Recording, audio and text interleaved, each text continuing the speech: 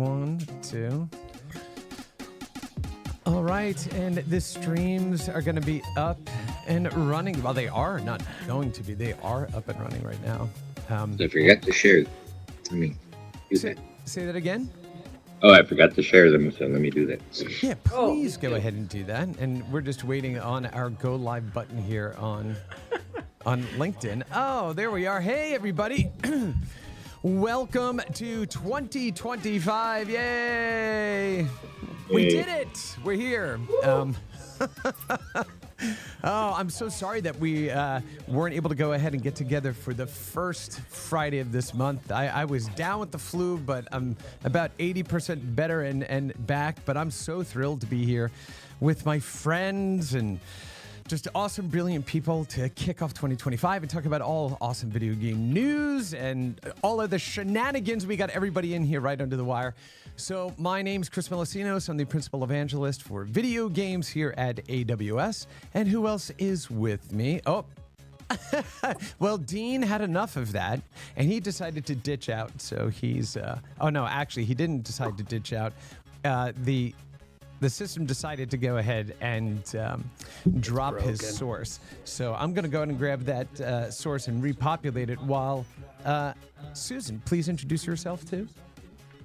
I am Susan Cummings. I feel like the old woman in the room. Oh, stop it. I run a brand new gaming studio called 10-6 Games, and also Tiny Rebel Games. So I'm busy. And hey, Chris, you might want to pot down that audio. Oh no, it's on your side. You'll hear it louder on your side, not on this side. Don't worry. Yeah, that's what I'm saying. I can't even hear Susan. Oh, you can't? Oh, okay. Well, there we go. Well, then Susan just needs to start singing. Thank you. Go ahead and start singing, Susan. I've been told I have to sing at Rock Band later with Lanyon's working his way through Green Day. All right. Why do we not have Dean? Dean, you're going to probably have to hang up and pop back in. So, yeah, for some reason we lost Dean's feed. But, hey, it wouldn't be a boss rush without something going wrong. Right, exactly. Oh, you lost Susan's feed, too. How are we losing everybody's feeds? You got my feed, which is half broken. I look like I'm standing under an FBI light. All right. Yeah, exactly. Exactly. We got Crimson. Oh, no. There's four lights. Susan's back. Susan's back. Yeah. Yeah. I'm not saying this may or may not have anything to do with the amount of people that have come back into the Amazon offices here. But, yeah. Oh, no. Yeah, let me see if I got you back here, Dean. Are you staying at like the Luxor or something? Your windows on the like funny angle. Yes, that's a pretty good. All right, so we may see people blinking in and out of existence here a little bit. It's much like alternate universe stuff or parallel universe crap nonsense as the network stabilizes. But let's start back over. Hi, everybody. Chris Melosinos, Principal Evangelist for Video Games here at AWS. And we have all four of our hosts with us. And that would be next, Mr. Dean Takahashi. Introduce yourself one more time, please. Hello, I'm Dean Takahashi, lead writer for GameSpeed Adventure Beat. I also organize the GameSpeed events. Next one's coming May 19th and 20th in Los Angeles. And I am at CES in my hotel, the Luxor at CES. Been here all week. Very good. Very good. And awesome. Susan. I am Susan Cummings. Jealous. I don't know how I've never in my life been to CES, but I run a brand new micro studio called 10-6 Games. And excited to see you guys. Feels like it's been a while. Yeah. First we've heard of that. Oh. Yes, that's true. You're right. That's true. Oh yeah, you have to tell us more. Hey, I'm Mark DeLaura. I'm the founder of a consultancy on games and ed tech called Level Up, and yeah, that's it. I'm a tech guy, and I'm sad I'm not at CES because that's where all the fun tech is this week. Oh, I'm so jealous. Most of the time. How did we live in LA for 8 years or whatever it was and never go to CES? It just always seems like one of the circles of hell. Yeah. Well, it is. Yeah, it's both tech heaven and hell as well. So you spend your holidays getting ready for it. And when it comes, it's it's busy. Well, we got Pocket But- Gamer the week after next. I'm excited about Pocket Gamer. Oh, That's yeah. coming up. Mhm. Yeah, Yeah. Yeah. we have a dinner there. That, I'm going to it. I was just invited by the gentleman who runs Venture Beat. I'm very Yeah, excited. nice. The Exolo people are hosting that one for us, and It's so cool. yeah, It looks lovely. It looks very swank. I'm very excited. Yeah. Yeah. All I right. bumped all my other plans for the evening for it. I'm like, that looks way cooler than anything else I was. All right. Well, I am going ahead and working on a couple of little bits here. So why don't you guys go ahead and Dean, why don't you kick us off? I'd love to jump into CES. Yep. Let's go. Let's go. Let's do it. The cool stuff there. Let's. Lots of earpods with AI translation. Lots of smart glasses where you can send queries off to AI with your voice. There was the NVIDIA graphics card that got announced, the 50 series of GPUs that has been overdue from them, but very promising technology there. Like they have an AI assist technology where the AI will predict what pixel the graphics card should draw next, and they call this DLSS4, and it is 8 times better at generating frame rates than the previous version. And so now if they have something like, I forget what it is, 35 or so pixels that they're drawing, 2 of them are for real generated, and 33 of them would be predicted by AI and accurately Wow. predicted. So that's very cool. And they are launching the The two high tech end guys in the version. room look very skeptical.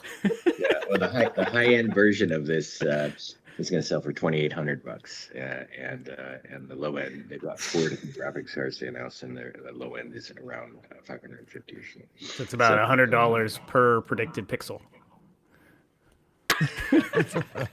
Although there's What do a you lot think, of, Mark? Is there any there's a- commentary there here? I are- wanna know what Mark there are thinks a about lot this more thing. pixels that they're shoving through this thing. Yeah. That was the number one thing that I had on my list here for us to discuss. Yeah. But the exciting thing that Jensen Huang, the CEO of NVIDIA, talked about in his keynote speech was AI and all of the advances they're making towards coming up with better robots. So robots in the physical world, and they have been generating these things called blueprints. And I think Mark maybe should take over for some of this explanation, but the significance of it, it almost was like a SIGGRAPH talk more than a CES keynote for consumers.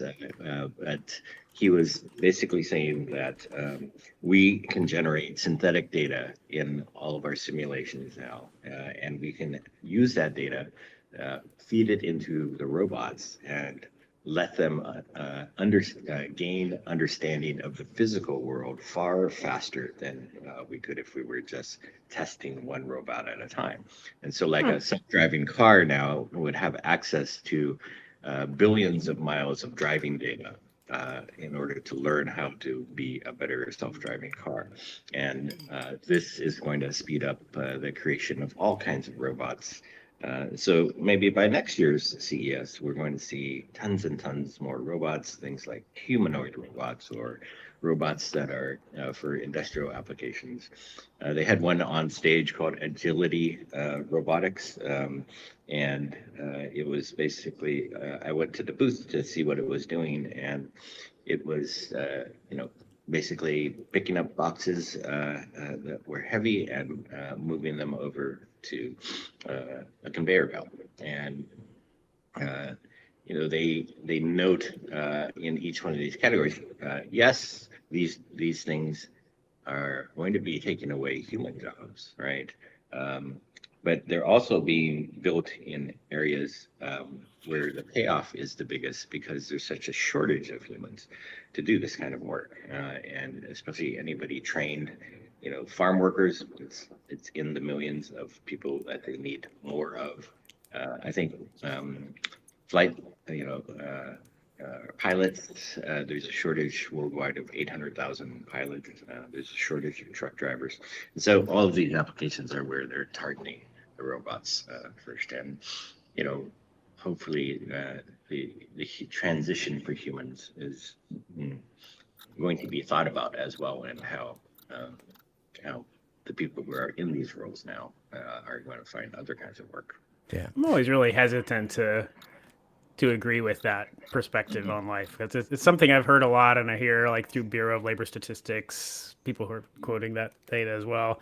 I think the thing that I hear the most here in the Seattle area is when people talk about having immigrant labor come to pick strawberries and raspberries because there's a shortage of people here who want to do it. I think that's that is not a compelling argument from my perspective, because the trade-off then is that you raise the price of what you're willing to pay people to do those jobs, and more people will be likely to be interested in doing those jobs. That's capitalism, right? Yeah, But I've never, that's the point. like- It's not that they don't want the jobs; it's that they don't want the jobs at the pay that's being offered to do that job. Yeah, Right. I'm always just then- really like cautious then about that as an argument. We have to be willing to pay the higher prices too. Right. We do, right. So, I mean, I'm all for making robots that can do menial tasks to free people up to do other things. I just think that argument doesn't really hold water for me personally. It is really interesting to hear, like, if I understand correctly, the thing you're talking about is that they're essentially using generated, like, rendered worlds to train the robots on simulated environments, so that you don't need a million hours of a video of self-driving cars. You have Right. self-driving cars in a 3D world, Grand Theft Auto style or whatever, Yeah. and you have simulated sensors and all that sort of stuff, so you can more quickly train the robots up, and you don't have to run those in real time. You can run those more quickly, which is also super interesting. Downside, Training them in something like the Omniverse also, it means that those robots get knowledgeable so much faster. Right? yeah. Right. Yeah. So I think as an idea, I think it's super compelling. I think the trouble with it, of course, is that the things that you don't think of to test are the things that you won't get trained. Whereas, in a real environment, there will be all sorts of things that you didn't think of that happened. In the simulated environment, you'll have to actually think of those things. And so people, you might forget, like, some weird scenario where, there's like six-way intersections here in Seattle. If you don't test six-way intersections in your simulation, it won't know how to deal with it. Here, you're going to have to deal with it. It is So funny. that's interesting trade-offs. I would say it is funny that you bring that up, because the two things that popped into my mind, right? If we're talking about things like manual labor, and I know this is not game-related stuff, but all of this falls in the realm of the tech that we wind up using anyway. It's like, yep, and somebody that traverses that same field doing that same thing. And what happens when there's a giant rabbit hole the next day that wasn't there the day before? A human goes, oops, let me just change my gait 1 foot longer to step over it. And a robot would not do that, right? Because it only knows what it knows. It can't infer those other what things. it should be trained to do, though, is to spot the rabbit hole. If it can understand what that is. And then so there was this another one. is similar to what I've seen, right? Yeah. Well, So- yeah, but there was another one too, which was there was a research. I'm sure you've seen this too, where it was like ask an AI system to draw clocks where the time is 4 minutes after 3 p.m. and it just fires back everything at 10 and 10. and then they tried it multiple times and they can't get it to do it. And why? Because most advertising for clocks, they said, hands are at 10 and 10 because it's the most visually a nice way to represent a watch. Looks like a helpless person. Right, exactly. And so, right, yeah. And so, but that's the point, is that an AI system doesn't know what the concept of time is in changing that clock. It doesn't know how to do that.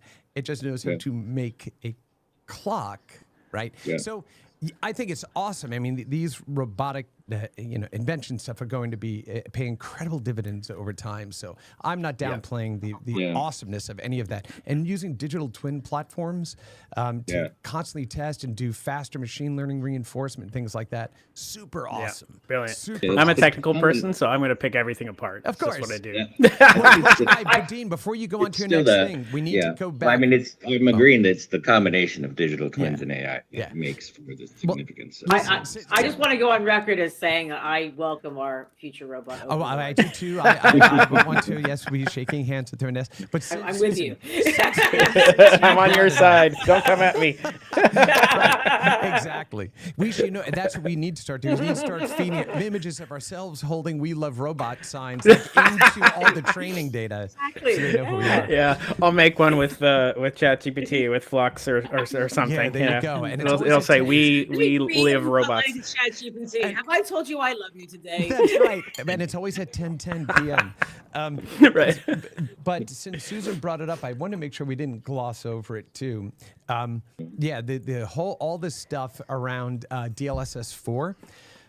Digital Foundry did a wonderful piece on this and showing how like Cyberpunk can use this and then smooth a whole bunch of stuff out. And then it just was like that very next day, people went, oh, wait a minute. If you really start taking a look at what's happening here, it's introducing all kinds of issues in there, things like frame latency, because now you're adding all these other frames in between the native generated frame. So all of a sudden your latency spikes. So now if you think about incredibly latency sensitive environments, that starts to become problematic over Is it time. tweening? It's what it's doing. It's basically Or is it saying motion between predicting? this frame, I'm going to predict what the next 3 frames should be, and then Yeah. put the 4th one in there. It adds them into it, and the idea is to smooth out like half frames, right? Where But you're saying that you've got A and B generated, and you generate the 3 in the middle, and then Yes. you play those. So you've got that much. So they're actually like interpolating. Yes. Not motion predicting, but interpolating. correct. And so what winds up happening then is That's weird. it's like, oh, well, now you can really create these for fine edges, and you get this. The frame rate goes up. That was the big thing. Frame rate's really good, right? Sure. Except that 270 frames a second. you add latency to it. And the thing that I think about in the context of what you're talking about, Teen, is if I'm doing this in a simulation type environment, I want frame accurate pixel placement, because if I'm doing something that is so technically important and needs to be absolutely precise, I cannot have interpolation between those, right? I have to be able to have that exacting thing. But the big point of this was they said, now this 5070 is going to be equal to performance of a 4090 for only $550. And that's when people are like, that's not exactly true. Right. Oh, that's including the DLSS. Right. They're saying, oh, look not at the that- frame rate. It's going to, Okay. Yeah, that seems like a Right. weird interpretation of the So numbers. what it made me think of, if you remember back in the day with Sega, it reminded me of blast processing. Yes, blast processing. We're going to take all of the machine and make it go fast. And I went, Yeah. this is half technical, half marketing right now. Or it's like the Nintendo 64, where all of the first games that came out were 32-bit. Whoopsie. Or no. Mark, Oh. don't tell us. Anyway, Dean, I thought that was probably one of the biggest announcements that came out of there. But they are just killing it. NVIDIA is just, explosive. Yeah, I think this is not necessarily in the gaming realm, but the glasses realm was also getting very fascinating. And one of them was a company called Solid with 3Ds at the end, and they were creating glasses that would enable people with macular degeneration to see. I guess what that means is that if you're looking straight ahead at something, these people don't see anything. It's like fuzzy to them, but they still have actual peripheral vision. Right. And what these glasses do is they shift the vision on the side into the center in a way so that what they can see actually becomes the center of what they're looking at, and that then it becomes so that they can actually see what's in front of them. And that was astounding and magical, right? Yeah. Wild. I had no expectation that that kind of application would be doable, and yeah, they were at CES showing what they Well, had. I mean, Dean, having a family member who has macular degeneration, right? For those of you that don't know, I mean, imagine looking down a cardboard tube, and then over time, that tube just keeps getting smaller and smaller and smaller, right? And everything outside of it, as you point out, just gets fuzzier and fuzzier. So it's changing their field of view by bringing it all together into a narrower field of view that they physically have. And I think that's extraordinary that we can help people to not regain sight, but diminish the effects of diseases like macular degeneration. Yeah, that's amazing. Yeah, and yeah, I actually that was one of something like 52 stories that I did originally. And lined them up in advance, so didn't really have to do so much while I was there. But now I've loaded up, and now I'm trying to figure out what was my absolute favorite stuff. That was one of them. Dean, for I sure. squeezed out 3 posts on LinkedIn. I'm like, oh man, I was very, very effective today. Yeah, me too. I wrote 4 tweets. Woo-hoo! Gotta Hey, take a listen, break. I know, Dean, you have more to discuss, but I know, Susan, you have a limited amount of time. So we want to hear from you real quickly before you have to leave earlier. What's going on in your world? What are the things that are top of mind for you right now? What should we be talking about? Well, I thought the Elon Musk thing was hilarious of him trying to convince everyone he was a gamer. Did you do any follow that? But I also thought it was interesting that anyone's trying to gain credibility by having someone really power level their account. Oh, Wait, Is that what I thought? was that the end of it? I didn't You didn't see this? I didn't hear the end Yeah, part of it. so apparently, if you get Vice Magazine had a whole write up about this. This Oh, is how yeah. much people are apparently Want talking it. about this. So Vice Magazine article where they said that he went on. I haven't played PoE 2 yet. I played PoE 1, but he was online trying to convince everyone he's like the top of the charts on Path of Exile 2. And then he made it very clear he hasn't really played the game much. Like he didn't know what anything was. He had some pants that are extremely rare that he didn't want to put on because they were low level, even though they're like 0.1% sort of drop rate. He didn't know what the orbs were. Like everything about it was like clear. This is not his account. Like he's just having someone play it for him or something like that. He got a tab that was called like Elon's map or something like that. Like, why would you think that as opposed to my, Totally nuts. Susan, The I robot have the player. URL. That's amazing. I have the website up here right now, and it says the source is "Trust Me, Bro." So I think that's Well, he says he's the #1 Diablo A 4 player too, player. right? So is that also not legit? I mean, I assume it wasn't legit, but I don't know. I assumed it wasn't legit, but I just thought that was hilarious. It's the age of getting robots to play for you. well, maybe that's what his ex, There you go. Yeah. It's good practice for Grok. No, his ex-AI game company that he said he wants to start. I wish he would say the Yeah, hell away right. from our industry. I am a bit fed up with him saying like he wants to buy Wizards of the Coast now. Oh, I hadn't heard that one. Doing. yet. Yeah, he wants said to he buy wanted Wizards. Yeah, They're he moving to wanted Greenland? make better games with AI. Yeah. Yeah, yeah. Mm-hmm. Oh, that the games are being made by corporations, and that he could do a better job with his non-corporation. With his corporation? Yeah. With his corporation. So that was on my mind, and then let's see. There's the announcement of what are they called? The big Exodus, Annapurna. Oh, Or- yeah. I was don't a know the weird details of that. Share that with us. I don't think it was meant to come out that way, is what someone told me. I think this kind of like, because I'm sure they would like to make a big announcement about what they're doing reasonably. But Yeah. if I understand correctly, the what do they call the fund? Haveli.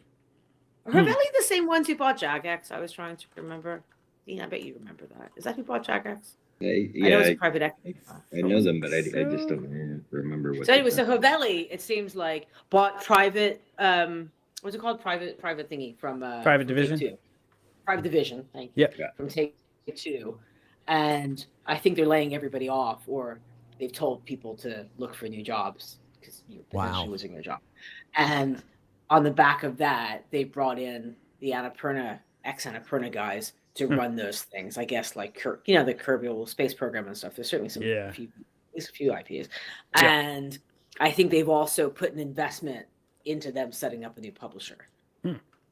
I don't know any of this for fact. That's what I interpreted from the things I read this week of what's happening. Is they're kind of like, someone said it's a little bit like what is it Good Games or whatever is doing with Humble Bundle. They're coming in and running Humble Bundle's product pipeline for them. It's sort of that. So that. All right. Very cool. Yeah, I hadn't read into. I saw it. It kind of ripped past the headlines for me as I'm getting back up to speed on stuff, but I hadn't dug into it. So. Yeah, I was happy to hear that anybody might be picking up the ownership of Kerbal. That made me excited. Yeah, exactly. And other than that, I've just been playing a lot of roguelikes this week. We're working on a roguelike, so I've been playing lots of roguelikes. Very nice. I get a little bit too obsessed. This obelisk thing. What is Into the Obelisk or something like that? I cannot seem to put it down. It's a little embarrassing. Oh, I know that one. Oh. Yeah, it's hard. It's really quite challenging the further you get, and then you're like, God, if I die, I've just lost all of this progress again. So, but you can restart matches. So I keep tinkering to try to fine tune my. And it's a bit like Darkest Dungeon. Across the Obelisk? In terms of like, a party versus a party of players. Yeah. Wait, there's a lot of Obelisk games. Which one is it? Called, hang on, I'll tell you. I will plug their game. It's called Across the Obelisk. Across the Obelisk. It came out like 5 years ago. Yeah, there it is. Okay. Really fun, and it's multiplayer, Mark. So we could play some co-op. Oh, we should try Nice. it. I keep looking at the Kit Fox game. Have you tried Caves of Cud or Cood or however you say it? I've heard it's supposed to be very good. I have not yet. You'll have to tell me how it is. That too. Yeah, that's one I've been meaning to dive into too. Roguelikes for the win. Yes. But yeah, food came. I've completely screwed this up. I do have to duck off. No, So you I didn't screw apologize. anything up. Huh? It's what time is it over there? It's 6:00. Yeah, it's 6:00 on a Friday, and you have a. But I'll be back next week with news of Pocket Gamer. Or not next week. No, that'll be right before. 2 weeks. The following week, I'll do the Pocket. I'll be here next week. Awesome. The following week, I'll come back. Well, have an awesome weekend. It was great to see Yeah. you, and happy New Guys, Year. you too. And Dean, I'm jealous. I hope you have a great time there. Yeah, More thanks. stories. just need I'm sleep, going I home think. today, but yeah. I'm only kind of disappointed, and this is as someone who's into XR, that it's all glasses, and I'm finally wearing contacts. I'm like, do I really want to go back to wearing glasses? There was a company, Mojo Vision, doing contacts, but they went out of business. I don't know if anyone's trying to make Too it. early. Oh, yeah, way it's too way early, too yeah. early. Yeah, Yeah. I know. Sorry. All right. Have a blast, guys. All right, take care. All Happy right. New See you Year. later. Bye. Bye. Bye. See you, bye. Minor correction is that they didn't go out of business, but they did pivot in a very big way. Oh yeah, So, yeah. It's just too early for lenses. That makes sense. Yeah. They would Um, seem to be painful. So. Did you see this CFPD thing, Dean? CFPB. Sorry. Oh no, This one crossed- I told them to send it to you, but it just came out Okay. this morning, so it's pretty Oh. early. all right, I have to look for that. That's the Consumer Finance Protection Bureau, CFPB, which I'm a big fan of and have made use of in the past. But they are talking about regulating digital currency. What's that? Yeah, they're interested. I think they've been getting a lot of complaints from consumers who are buying virtual currencies like Robux or whatever, that they're not able to move those currencies around as freely, or they're having trouble when they have to. Sorry, I've got a crazy echo. Take a little pause. Yeah, I don't have the Picking full it up story. from Dean's laptop. But I was looking at Wired.com, kind of had the thing this morning. The actual news from CFPB just came out early this morning Eastern time, so it hasn't All right. propagated much yet. I'll have to take a look at it because Yeah. I've only focused on CES stuff. I'll I'll poke them and make sure they send you the release. Yeah. I think the echo is it's Dean's speakers on his laptop are That's fair. Oh, looping back there. You just turn your volume down just a hair, and that we should go. correct that. Thanks, buddy. All Well, yeah. right. So talking about CES, let's go back. Dean, did you get a chance to check out any of the Lenovo gaming hardware, the new HP stuff? Did you have a chance to look at any of that? Yeah, I got to Lenovo and also HP for appointments, and Lenovo had sort of a rollable screen on a laptop where you have a normal screen, but then you can just sort of roll it upward vertically, and it doubles the size of the screen, and that was cool. And yeah, there was who had the stretchable screens? Yeah, I did see the pictures of that where it's bendable. Was that it's LG or Samsung, I can't remember, but yeah, and yeah, there was a bendable computer monitor as well, and yeah, all of this stuff is very cool, fun for gamers. There was a company called DoublePoint that also announced that they can add a new gesture sort of to the mix of things, like with a flick of your wrist, like by getting using the sensors in an Apple Watch to detect a gesture like this and interpret it as you want to do something. So, you could speed up Amazon Alexa, for example, by not just saying, "Hey Alexa," right? Instead, you would flick that wrist and do it faster than uh, you know Alexa could respond to it, like a voice. And they think that this is for now they're controlling Apple devices, Macs and other things. And they also have an Android version. But they're going to sort of try to spread this and just sort of uh, uh, I don't know, get rid of some of that latency that we have in everyday life, I think. And that was kind of fun to see as well. So basically, now we're going to be able to start applying real analog physical griefs to people by releasing a bunch of bees in their home, and then they start flicking, and lights are shutting off, Yep. and All those documents are TikTok getting dances will deleted. come in handy. What's that? All those TikTok dances are going to come in real handy. Oh, think about when somebody comes up with a motion-based dance that optimizes a very specific thing. See, this is how we turn everything into a game. I approve of that. It's like griefing people so that they say, "Hey Alexa" all the time. It's the same thing, except now it'll be griefing people to do dances that have the Yes. gestures in them. That is cool. And then That is there very was cool. Lenovo also had this Legion Go S with an 8-inch screen and another one with I think an 11-inch screen, and they're powered by Steam OS. So there's been lots of Steam Deck clones out there, but they're all running Windows, and this is the first one that Valve has authorized to use the Steam OS, and so that was an interesting sort of development where some of the latest of these gaming handhelds can use that. You know what I love, Dean, about all of that? The few things. First, PC gaming is dead. Right? Right? Then that's the Sure. biggest thing. Handheld and portable gaming, dead. And everybody's coming out with it. Like, whenever we hear people make those kind of prognostications that, oh no, this will never happen again, it's like, never is a really long ass time. I would not want to take that bet. Right? I mean, my Steam Deck is the thing until I just got that 4070 Super over the break. And so now my desktop, oh my goodness, everything looks so good. But I still find my Steam Deck is the thing that I wind up turning to most, just because easy. Although now streaming from my desktop in the house to that, so I can play those games with that 4070 Super. It's pretty cool. It's very, very cool.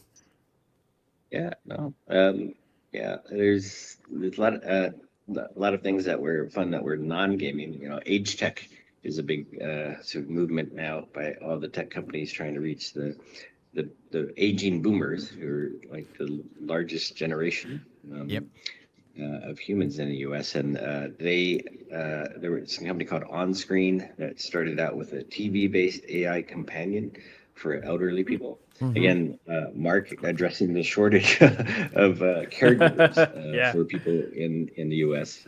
Who take care of older folks, and so this AI companion now will also be available in the form of like tablets, Android and iOS tablets that can address sort of, or just keep elderly people company. Talk to them, communicate with them, help them with things like making video calls as well. This was part of what AARP has been calling Age Tech, and it's had a huge presence at the show, its own section of the show within the digital health realm over at the Venetian Hotel. So that was cool. Oh, I also I stood on a scale with a mirror, and Withings has come up with this concept of a health mirror that will tell you everything that it can see and analyze your face. And the other one that I used, it sort of gave me this assessment on the spot, within 2 minutes of my overall health. And so like it had my weight, it had my blood pressure, I put in my height and everything, and then it spit out, here's your blood pressure, your blood oxygen level, and 3-4 things, basic vital signs that it could tell you. And the Withings one, wants to go further and then give you more analytics and advice on how that changes for you over time. And yeah, that's cool. There's advanced blood pressure monitors now that are more accurate as well. They tell, the mirror has cameras behind it. It tells, it looks for changes in your face based on your blood flow and the color of your skin changing moment to moment. That's how they measure things like blood pressure. So That's perfect. I love that tech. I saw that as a research project 3 or 4 years ago. Somebody trying to determine if they could use a camera and identify, your heart rate and blood pressure and things like that. It's pretty cool. Dean, when you did the demo, did you have to go through like a baseline? So they said, okay, no. This is your coloring and this is your. Yeah, this one did not have to do that. I mean, it took like I had to input some info, and then the height and I think weight, and then it just took a minute or so, and then had to stay standing still, and then a couple minutes after that, I produced the results. So pretty fast. I know we need to check patents to see if they work with Nintendo. This may be Vitality Sensor 2 for the next Switch. Bad idea. There's lots of rumors about here's the Switch I found. Oh my goodness! Yes. Nobody knows. I do want that Nintendo clock though. Yeah, I do want that. Not for $100, but gotta wait on that. So that's really cool. Some of the other, I think there's a brand to come back. Radio Shack. Yes, that is literally what I just was going to say. They came to the show. Yeah. Talk about Age Tech. I think they announced it like 122 products, and apparently the company that acquired the brand, actually. Yeah. How many? 250. Let me see. Something like that. Yeah, and apparently the company that owns it has been operating it overseas for like 9 years or something. Yeah. They were a very successful franchisee in El Salvador, and they wound up, buying the company out of bankruptcy in 2023, and now they have a mostly digital and third-party business. So they're licensing the Radio Shack brand out to different franchisees again, and those will sell the branded Radio Shack products that these guys are creating. So they have things like headsets, and speakers and things like that. Yeah, products that they show. Radios, and then all kids go, "What is a radio?" I know, that's what I was thinking exactly. And you're like, Radio Shack? Or like, these are the things going to help us when the zombie apocalypse comes, kids. We're going to need analog. Those of us that know Morse code and how to use a ham radio, we're going to be, just follow us. We're good. So we'll see if the stores actually come back or not. I do miss, I mean, just going in to find crazy parts, resistors and potentiometers, stuff like that for like projects and things like that. Yes, I can get 100 of them for $3 sent to me by Amazon, but it's not the same thing as opening all those drawers and going, this is the exact thing that I need. Yeah, I know. Yelling at the window at the clouds. Yeah. No, I thought that was my number one thing I had on the list here, Dean, actually, from CES was Radio Shack comeback. It's very, very retro story. For sure. Hell yeah. Yeah. Yeah, there were a couple of other pieces outside of CES too that I thought was interesting. Did you all read? Well, I'm sure you did. I think you have the article up, Dean, about the Call of Duty budgets that got disclosed during the discovery. During that litigation, that's on my list. 700 million, more than 700 million Black Ops Cold invested War. from 2015 to 2020 in the development of it, right? And it just, Yeah. yeah. And then they also talked about not only all that money going in, but then the decline in playership, right? And so it really points to, I think, one of the big pressures, right, that the industry is feeling about generating that kind of, that Although I would AAA quad A. I would note that the most recent game, Black Ops 6, is doing phenomenal. Of course. I'm not saying it's in Yeah. any danger of going away, right? Yeah. Right. But but it does bring up the point that, again, to play at that level requires that kind of money. And it's just, I just thought it was fascinating whenever those types of pieces Well, hit. I mean, not unexpected too, because what you've seen happen right over time is that this started with Infinity Ward, and Bobby Kotick got in a big fight with Vince Zampella and Jason West over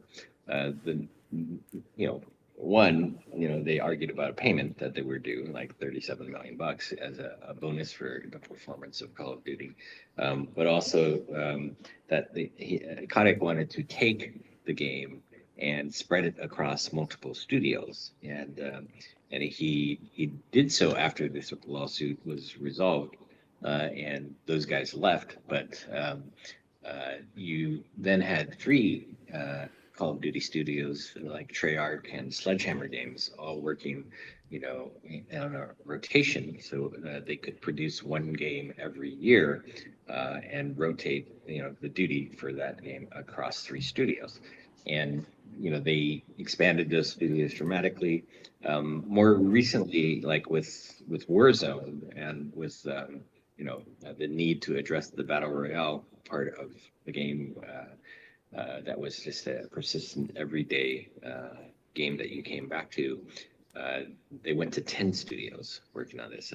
They also brought in mobile, and so there are thousands of developers making Call of Duty games now, and there's still the rotation that happens. This year was the unusual one in that this one took 4 years to make, Black Ops 6, and if you look at who gets credits for it, there are 10 different studios getting credit for making the game. Right. So it's not unexpected that you would see these soaring development costs. Yeah. Yeah. Yeah. No, I mean, that's the scale of those games. So It is. It was hard for me not to note, though, that the number here on Call of Duty Modern Warfare, which launched in 2019, is that they've sold 41 million copies. And do you know what else has sold 41 million copies? Oh, Stardew Valley. Yes, Stardew Valley. That's right. So, there's hope for all of us yet that we can, Yes. we can Made make a by smaller one game. developer, right? Exactly. Yeah. Yeah, I was gonna say, let's look at the ROI on. Yeah, I on think he's that. probably spent a little less money. Yeah. Maybe a tiny bit less. A tiny bit less. Well, I mean, speaking of, like innovation in games and platforms, have you all played around with the Next Playground device? Yeah, I saw it here. I saw it at CES Yeah. again. What did you think? I'm gonna pop it I- up on the I'd written screen them. here.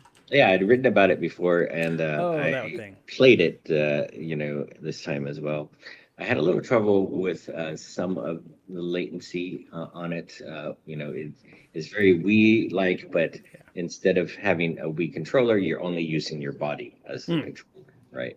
And so then they have a Fruit Ninja game. They have dozens of games ready. They sell like a subscription for it, $89 a year, and the initial machine is just $150, but it's just like a Wii, except that it's better at the detecting what you're doing. And so when you move your arm fast and slice fruit just with your hands, no controller needed, and all of the games are built that way. And they're getting different brands to support them. And they also are in thousands of stores now, including Walmart. Their president was one of the heads of innovation in gaming at Walmart, and when he saw this, he decided to take a job. Oh, that's great. Top Kang is the president there. So yeah, they're expanding in a very big way. They want to be like the fourth console, and they're targeting lower age groups of kids 3 to 8, but also their parents, and so they're all the favorite family game. Yeah, and I mean, looking at the brands that are associated with Hasbro, Mattel, Miraculous, Paramount, Sesame Workshop, Spin Sesame Master. I mean, really awesome content behind it. And one of the things, so we go back. I mean, I remember, my goodness, back in the late '90s, getting the first Logitech camera. One of the first webcams, and then it could kind of do scene detection, and then it had like a watermelon bouncing around, and you could like hit it with your head. Of course, it was terribly janky. Or then the iToy, right, at Sony, and the window washing game, which my kids loved. If you ever remember that, where you had to wave your hands and clear off all the suds on the screen at the same time, but that did require PlayStation 2 and a camera and like all these things. So, we've seen this come out again with things like Kinect and this, but the fact that we have something that leans into the type of games that a massive amount of people understand, enjoy, they know how to use the controller that they're born with, right? Their own body, and simplify that and bring it down, plus have some health benefits behind it. It's smart. Like, it's one of these things where it needed to have been done now. Like, it feels more right now. And one of the things I thought was pretty cool was they had an exercise training one for adults where around this, the virtual corners of the screen are the different buttons that you have to hit. So it's making you lunge. It's telling you to stay in the middle, but you have to lunge and squat to hit these things. And so I just thought it was pretty cool. Pretty cool. I may have to pick one up and play around with it a bit. Yeah. Well, That's not what you think. Very fun family games. Yeah, I like that. That's pretty awesome. I do too. Yeah, my mark. I mean, from a. I think they're also going to give some new competition to, Nintendo and its target market. And so, the Switch 2 sounds to me like they're going upward, right? And like maybe they'll be able to run Call of Duty on it, and it'll be like very competitive with something like a Steam Deck. But that's taking them above, the kids market, and these folks are going, hey, we're gonna target the kids, right, and go after them in a much bigger way than even Nintendo is trying to do. Yeah, I think this kind of thing feels more like this doesn't replace your game console. This is just another form of engagement, right? Just like, I like science fiction, but I also like comedies. That kind of thing, right? So I'm not not giving up necessarily one for the other. This is just augmenting that, right? I mean, nobody really goes after young kids, though. What's that? Nobody's really going after young kids. Right. I mean, even Nintendo doesn't really target young kids these days. Right. And if you're using a Subway Surfer style game, like it was one of the first ones they had, it's like every kid that's ever picked up a phone or tablet knows how to play that. And now you can be in it. Right. Yeah. So, it's super smart. Did you guys see the Tencent news this week? No. Which one? Which one? Well, being who I am, you could probably. I know exactly what you're going after. Which first we should also say to our friends, colleagues, families, everybody that's been impacted by these fires. in Southern California. You know, we say nothing but love and best possible healing vibes. Hope people are safe and I hope to gather some info on how to help some of these folks as well. Yeah. Well, Erin Goldsmith on LinkedIn, she had put together a resource page around all of this. And it got basically called out by a bunch of people in the community. So I'll make sure that I drop a link to it in the show here. But yeah, Mark, go ahead. I can't follow that with news about Tencent. You can. You can. I mean, yeah, it's been just like the last few days. It's been nonstop friends of friends, and then yesterday friends who've lost houses, and it's heartbreaking. Yeah, here it is. It's called fireaid.info. Let me go ahead and at least put it up on a screen here so we have a reference for that as well. Oh, that's great. Yeah, so Erin Goldsmith, she's the Senior Talent Digital Marketing Specialist at Blizzard.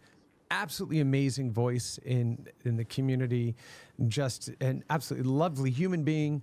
And she started putting together, or I believe, boosting this as well.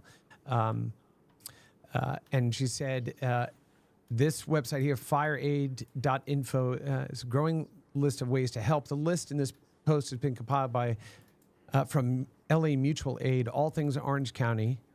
Join Breaker on Instagram as well. And so in her post, she has all of this stuff here about where to go for food and blankets and clothing and shelter and really just awesome stuff. Yeah. So really shout out to her. I love this list. That also, it's worth noting that it calls out places you can get power or Wi-Fi for your phone if you're trying to stay connected to relatives and let them know you're okay. That's pretty great. Yeah. But I do believe the story you were alluding to was people having to dip into their own paid time off, right? That is not the story I was thinking of. I didn't see that one. Nope. Maybe that's why you were reminded of this. No, the Tencent one I saw was that the Tencent's been added to the list of Chinese military companies operating in the United States. Okay, so another problem. So first, I'm glad we were able to talk to our friends and colleagues and boost that. And there was a Tencent piece with that. Happy to, you're welcome to go find that on your own. Yes, this other one, though, is what you're talking about, which is super important because today, Tencent is up in front of the Supreme Court, right? For ruling on TikTok. That's today. That is not Tencent. That is... Oh, ByteDance. It's ByteDance. Yeah, sorry, right. But that's a really good point. Yeah, that's a really good point. Today's the ByteDance day. Right. Yep, I'd forgotten about that. Oh, gosh. Yeah. Another thing we could talk about. I'm just worried about this Tencent thing, given how many studios and significant large companies we all know that have taken Tencent investment in the United States. That for Tencent to be put on the list of Chinese military companies, to me, is really concerning. And I wish that I knew more about why this happened. Probably the good thing for those companies is that Tencent has almost always taken a minority position, right? Yeah, that's true. A majority owner of any of those companies, including Epic. It does have a lot of its own studios for sure, but a lot of its investments, like an Epic, are minority. Right, but you saw them pull the people off the board of directors at Epic. The Tencent members. So there's I feel a little bit like this is a wave of sentiment that's going to happen, starting in 10 days. Yeah. I should also mention that I got the two companies conflated. So disregard my last comment about the PTO stuff. I want to make sure that I get that was ByteDance. Okay. Yeah. Okay. So I'm checking that right now. I'm still recovering from the flu. Don't worry. My brain. This ByteDance thing. I'm really worried about what's going to happen there too. I mean, it's been interesting to see there's been a little bit of a push of the app called Lemon8, I think. Oh, I'm sorry. Which is also I'm sorry. I found it. Yes, it is not Tencent. So, props to Tencent for also taking care of the employees and our good friend Amir Satvat, who also works there. It was TikTok. TikTok tells LA staff impacted by wildfires to use personal and sick hours if they can't work from home. Oh, wow. So, one more CES thing that I thought was fun for people to check out was the company called German Bionic had something called Apogee Ultra, which is a exoskeleton for workers. Yes. Oh, nice. So exoskeletons help you lift like 10 times more than you can great. actually, Yeah. lift. And help you Um, correct your posture and Yeah. even when you're using your own physicality to make sure it kind of forces you into moving correctly. Yeah, help a lot of people who also just can't move actually get around because it strengthens their muscles basically with this exoskeleton. So yeah, it's there's a lot of health and a lot of workplace aids, and this is one of those things that again it's not eliminating the humans and the human jobs. It's augmenting them. Actually enabling people like baggage workers to lift a lot more without throwing out their backs. Yeah. And, Yeah. it's pretty cool. +1 to all of that. Right. I Yeah. think that's awesome. I think that's awesome. So, well, look, I know that we're closing it up here on the end of our 1 hour. So, before we jump off, is there any games that you're playing right now? What are you occupying your time with? Yeah. I laugh because I'm still playing one of the same games that I was playing over the break, and it's a World War II hexagon-based strategy game, Unity of Command 2, which had some DLC come out where you can, fight the Russian war against the Germans and go all the way back to the Furlong. So, just lots of fun strategy. And that's about all. Nice. Yeah. How about you there, Mr. Delora? I have not been clocking a lot of hours into playing lately, but the one thing that I've been playing with that I've been really interested to just see how the game's coming along is this game called Out and About, which is by Yaldi Games. There's only a demo out right now, but the game is kind of about foraging and crafting. Really great developers that I talked to about a year ago. They wanted to give you a kind of a more holistic experience of going out into the wild and finding things and being able to create food from it. So this is a demo. I think that they're probably I'm gonna guess looking for more investment. So if anybody's interested in that, go to yaldigames.com. They have a bunch of investors, but anywho. Very cool. Very, very cool. And then I am trying to go ahead and get a link to show up here. To show. So I've not been, as I mentioned, I've been a little under the weather, to put it mildly. But one of the things I did do is I 3D printed this awesome Donkey Kong piece of wall art. How tall is that? Because it looks gigantic. It is probably 24, about 27 by 24 inches. Holy cow. Isn't That's that amazing. awesome? So somebody had done all the work and and put all the models up on MakerWorld and then designed the frame, and then all the pieces you can adjust for different lengths so you can customize the different sizes and everything else like that. And 3D printed it and did a bunch of trickery to make it all work and mounted it on plexiglass.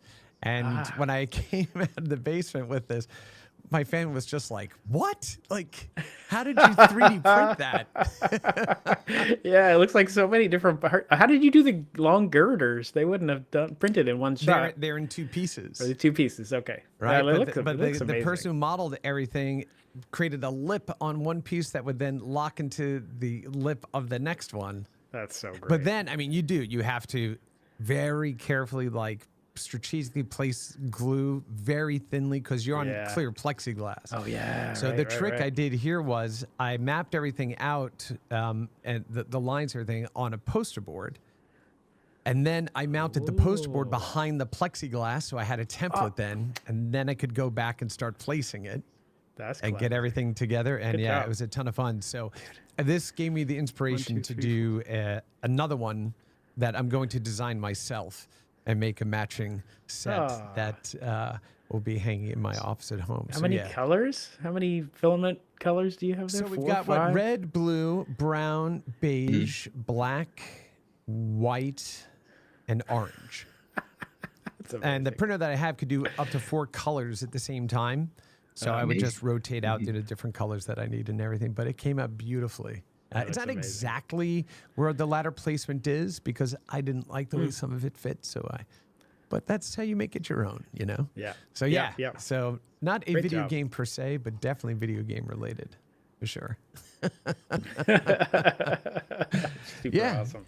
That's all I've been doing, and that's going to really bring us to the end of this week's podcast. So I want to thank, of course, my hosts, my co-hosts. Oh, and my other game here was this fantastic Ember mug that I got for Christmas that keeps your beverage at whatever temperature you set it. And I am loving this thing now. I've always loved those as a concept, but my beverage never stays around long enough to need it. Oh, they're phenomenal. They're phenomenal. It's like, well, So anyway, yes, I want to thank my co-host, Dean Takahashi, Susan Cummings, and Mark Delora for joining us this afternoon here, this morning for you, afternoon for me on Boss Rush. Happy 2025, everybody. And I hope you all have a healthy, safe, happy, and prosperous 2025.